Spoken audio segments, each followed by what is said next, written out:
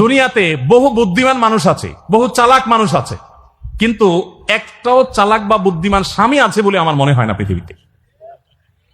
বুঝা ঠিক বলছেন?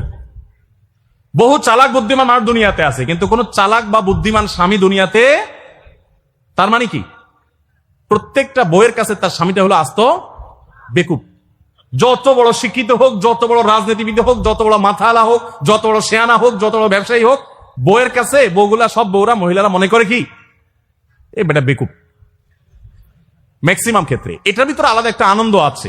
বইয়ের কাছে বেশি শেয়ানা সাজার ভিতরে বেশি আনন্দ নাই। পরিবারের কাছে বেশি শেয়ানামি করতে হয় না, সেখানে বোকা সাজার ভিতরে একটা আনন্দ আছে। যাই হোক, তো ওই যে ভদ্রলোকের কথা বলছিলাম, বাজারের কথা বলছিলাম, যে বাজার করে মহিলাদের খুশি করা খুব কঠিন। আপনি গোশত কিনেন, মাছ কিনেন, যাই কিনেন, তারা খুব কমই সন্তুষ্ট থাকে বেশিরভাগ ক্ষেত্রে। সব মেয়েদের কথা বলছি না। কেন সন্তুষ্ট থাকে না? কারণ তারা আশা করে আরো কম দামে কিনবেন, আরো কম দামে কিনবেন। আপনি জিতে গেলে তারা খুশি, হেরে গেলে আপনারা বকা দিবে সে। তো এক সরকারি কর্মকর্তা, বড় কর্মকর্তা, আমাকে বলতেছিলেন যে দেখেন, আমি সারা জীবন বাজার করি আর বইয়ের বকা শুনি। আমি চলে যাওয়ার পর আমার অফিসের একজন কেরানি আছে, তাকে দায়িত্ব দিছি বাজার টাজার করার জন্য। এই লোক বাজার করার পর আমার বউ বিরাট খুশি, বলে যে তার নাম ধরে বলতেছে, অমুক বাজার করলে প্রতিদিন ঠিক মতো বাজার করে, দাম দোস্ত ঠিকঠাক থাকে, মাপজোপ সব ঠিকঠাক থাকে, তোমার প্রতিদিন ধরায় দেয়, দোকানদার কমায় দেয়। 2 কেজির গোস্ত আমার কাছে মনে হয় 1.5 কেজি দিছে, ওজন কম দিছে মনে হয়, নজরে উঠে না।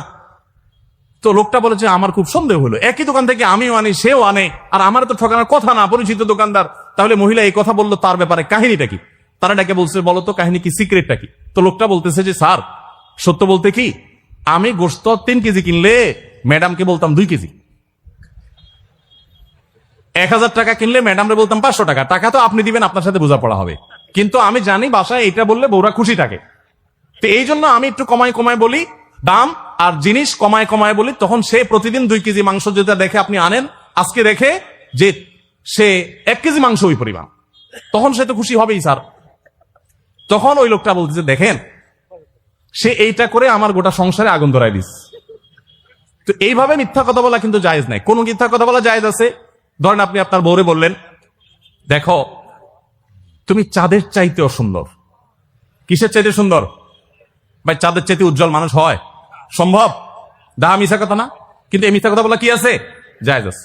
সৌদি আরবের একজন আলেম, ডক্টর আয়েজ আল কারনি, মুসলিম বিশ্বের সবচেয়ে জনপ্রিয় আলেমদের মধ্যে একজন। ওনার একটা বক্তব্য আমি শুনেছি, অত্যন্ত চমৎকার কথা বলেন এবং দারুণ দারুণ টিপস দিয়ে থাকেন। উনি বলেন যে একটা ইউনিভার্সিটি প্রোগ্রামে স্টুডেন্টদের সামনে উনি বলছিলেন যে, আমি একবার একটা আইডিয়া দিয়েছি দাম্পত্য জীবনের সুখ শান্তির জন্য। বলেন যে এটা ইমপ্লিমেন্ট করে অনেকেই সুফল পেয়েছেন, আমাকে ব্যক্তিগতভাবে জানিয়েছেন। টিপসটা কি? টিপসটা হলো, উনি বললেন যে বাসায় ঢুকে মাঝে মধ্যে, সবসময় করলে আবার মাইর খাবেন, যখন দেখবেন বউয়ের মুড টুট ভালো আছে, বাসায় ঢুকে আস্তে করে লাইটের সুইচটা অফ করে দিবেন। তখন বলবো, কি ব্যাপার, লাইট বন্ধ করলে কেন?